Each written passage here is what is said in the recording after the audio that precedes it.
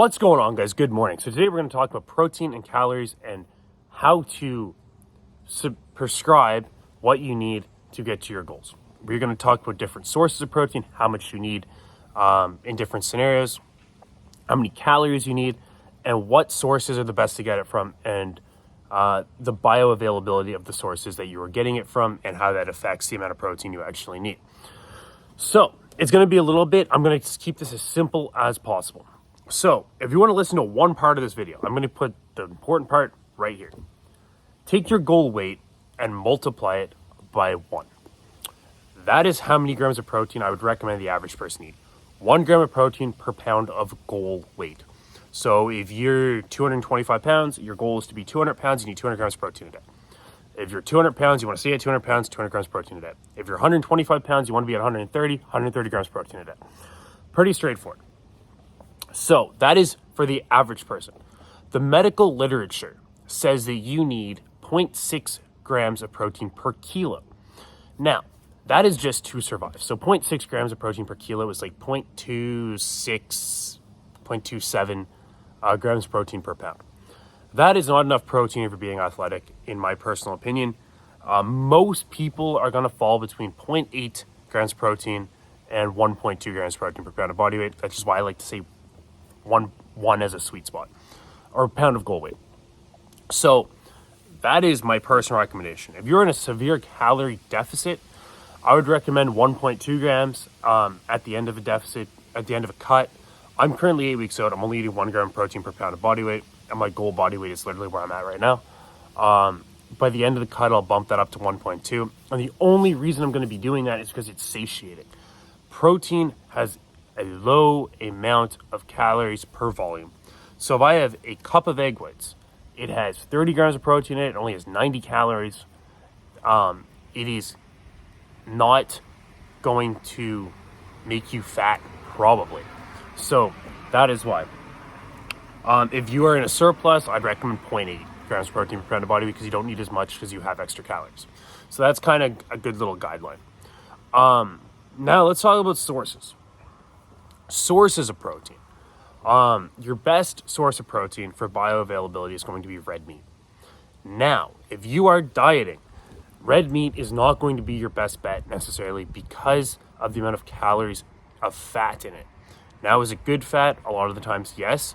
But that being said, if you're trying to reduce your calories, your best sources for the average person are going to be egg whites, chicken breasts, white fish, because low amounts of fat, high amounts of protein, and a fair amount of volume per calorie.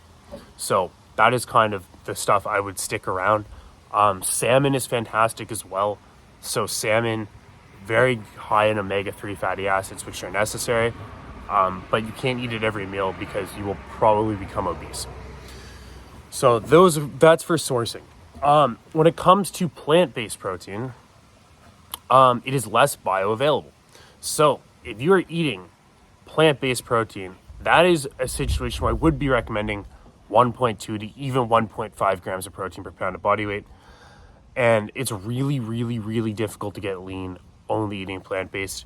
I'm not saying it's impossible. There are people that do it 100%. Most of the people doing it are doing it in a tremendous amount of cardio, so their calorie output is higher. So keep that in mind as well.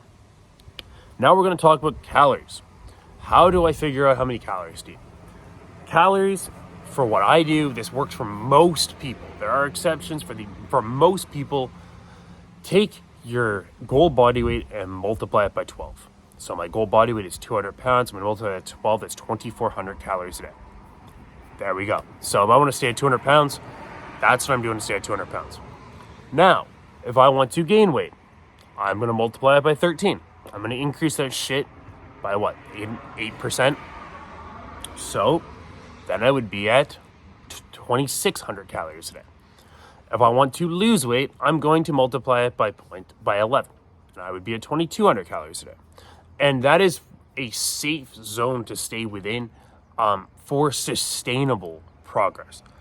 I am in a contest prep right now.